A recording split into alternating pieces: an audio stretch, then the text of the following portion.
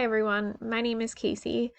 My experience in the field has primarily been through my first field placement, which was at a mental health agency whose location that I worked at was also home to their addictions program.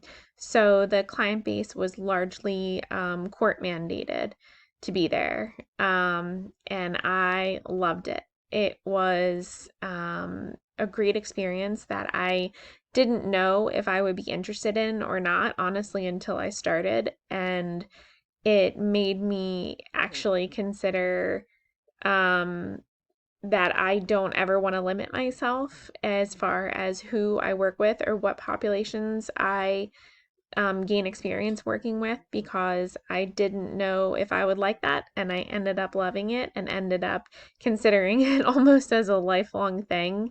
But I am too early in the process, I think, to make that call.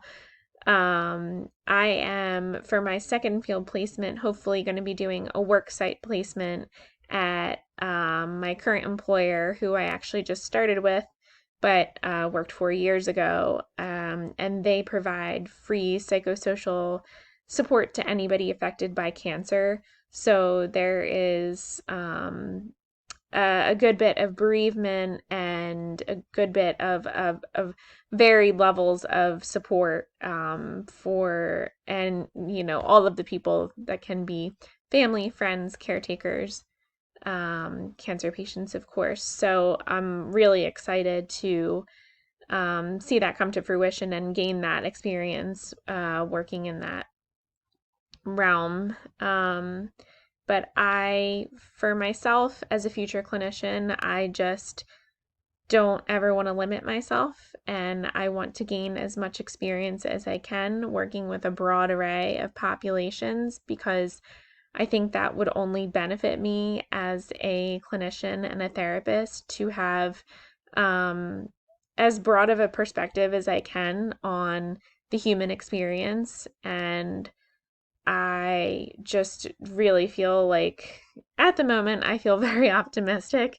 And I'm just really looking forward to going into my second field placement and gaining more experience and continuing to be a lifelong student um, throughout life, even beyond graduation, and just as a clinician in general.